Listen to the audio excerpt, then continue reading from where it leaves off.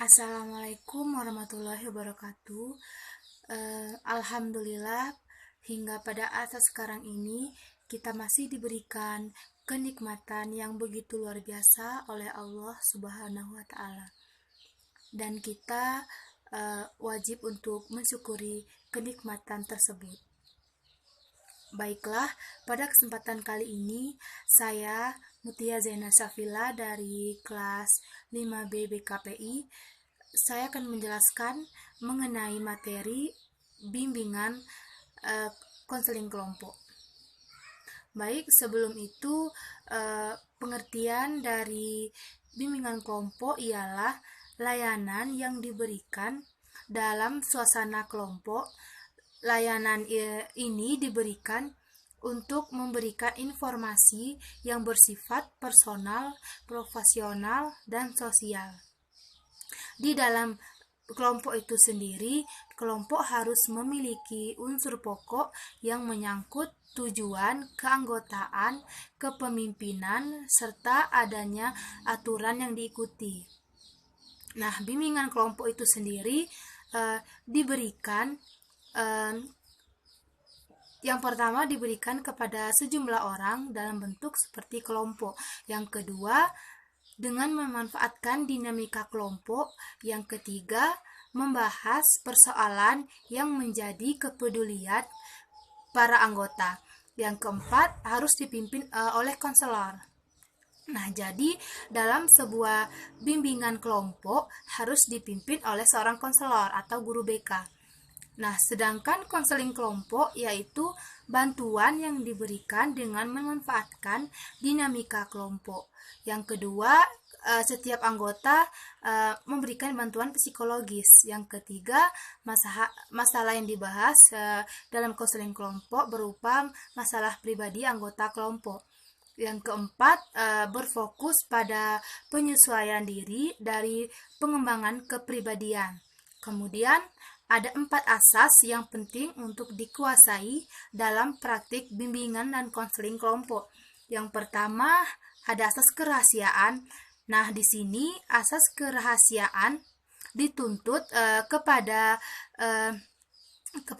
setiap anggota kelompok agar merahasiakan apa-apa saja yang dibahas di dalam bimbingan kelompok tersebut. Yang kedua, ada asas keterbukaan. Nah, di sini anggota kelompok dituntut untuk berkata sejujur-jujurnya dan tidak ada yang ditutup-tutupi. Yang ketiga, ada asas kesukarelaan. Nah, anggota kelompok hendaknya datang dan melakukan bimbingan kelompok itu atas kemauan mereka sendiri, tidak dipaksa oleh orang lain. Yang keempat, ada asas kenormatifan. Kemudian ada jenis kelompok dan keanggotaannya. Nah, ini dibagi menjadi 6. Yang pertama, primer, yaitu diwarnai oleh hubungan pribadi secara akrab dan kerjasama. Contohnya seperti keluarga. Yang kedua, sekunder, yaitu didasarkan atas kepentingan tertentu yang mewarnai arah kegiatan dan gerak-gerik kelompok itu sendiri. Contohnya seperti partai politik. Yang ketiga, sosial, yaitu tujuan bersifat bersama dan untuk kepentingan bersama pula. Contohnya seperti persatuan buruh. Nah, yang keempat, ada psikologikal, yaitu didasarkan atas kepentingan tertentu yang mewarnai arah kegiatan dan gerak-gerik kelompok itu. Contohnya sama seperti tadi, yaitu partai politik. Yang kelima, terorganisasikan, yaitu adanya pimpinan yang mengatur dan memberi kemudahan dan mengawasi berjalannya peran masing-masing. Contohnya seperti perusahaan.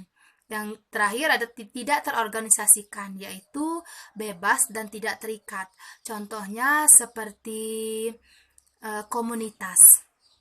Nah, kemudian ada konsep dasar bimbingan dan konseling kelompok. Yang pertama ada layanan bimbingan kelompok, yaitu salah satu layanan bimbingan yang dipimpin oleh konselor atau guru BK sebagai pemimpin kelompok kepada peserta didik sebagai anggota kelompok atau anggota kelompok untuk membahas suatu topik masalah di luar individu dengan memanfaatkan dinamika kelompok.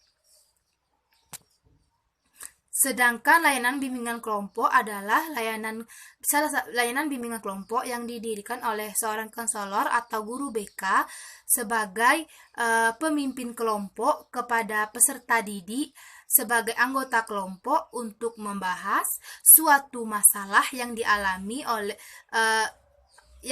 salah satu anggota kelompok kepada peserta didik sebagai anggota kelompok untuk membahas suatu masalah yang dialami salah satu anggota kelompok dengan memanfaatkan dinamika kelompok. Nah, sedangkan untuk fungsi keduanya sama, hanya saja kalau layanan bimbingan kelompok membahas topik masalah tertentu yang mengandung permasalahan aktual. Nah, sedangkan layanan konseling kelompok membahas dan mengentaskan masalah pribadi anggota kelompok. Dan untuk tujuan lainnya, kedua layanan ini memiliki tujuan yang sama. Kemudian ada fungsinya.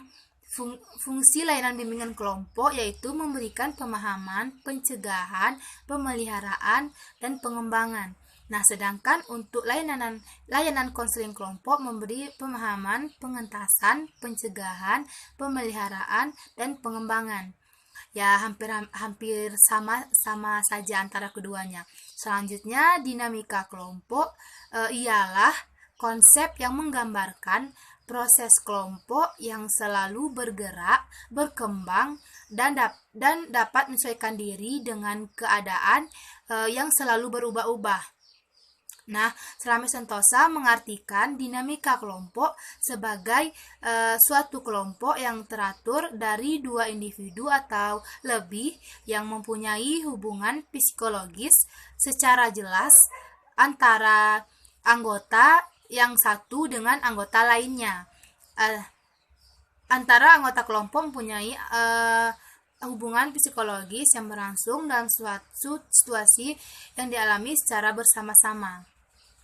Nah, di sini dari fungsi dinamika kelompok itu sendiri antara lain membentuk kerjasama,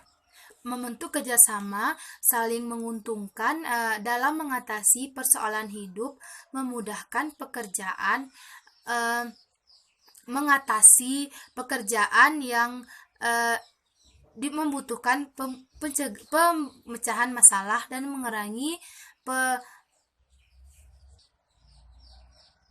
beban pekerjaan yang terlalu besar sehingga selesai lebih cepat, efektif, dan lebih efisien lagi. Nah, para ahli menyebutkan 5 hal yang hendaknya diperhatikan dalam menilai apakah kehidupan sebuah kelompok baik atau kurang baik.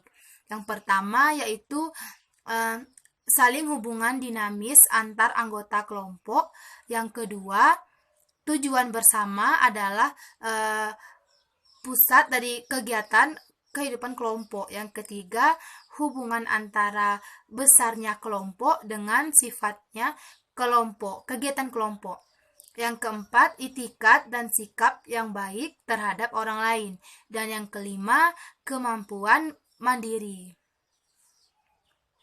Nah, adapun karakteristik bimbingan kelompok yaitu yang pertama, masalah yang dihadapi relatif sama. Yang kedua, konseli bersedia dilayani secara kelompok. Yang ketiga, umumnya merupakan upaya preventif.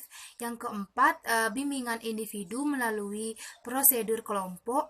Yang kelima, bimbingan kelompok memanfaatkan dinamika kelompok. Dan yang keenam, konseli diharapkan dapat mengembangkan diri ke arah penyelesaian masalah.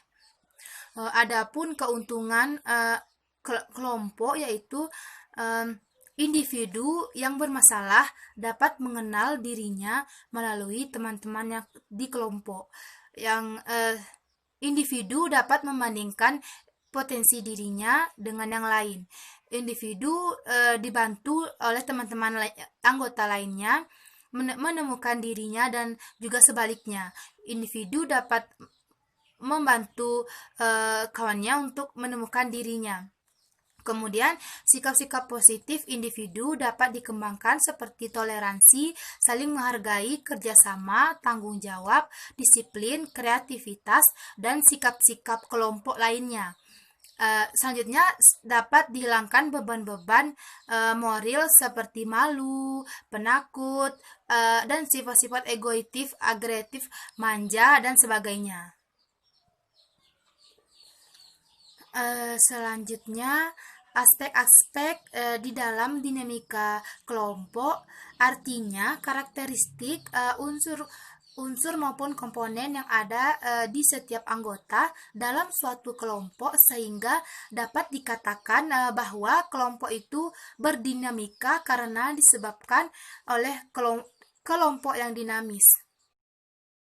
Ada unsur-unsur dinamika kelompok. Yang pertama yaitu tujuan kelompok, yang kedua kekompakan kelompok, yang ketiga struktur kelompok, yang keempat fungsi tugas kelompok, yang kelima pengembangan dan pemeliharaan kelompok, yang keenam efektivitas kelompok, yang ketujuh tekanan kelompok, dan yang kedelapan maksud yang terselubung.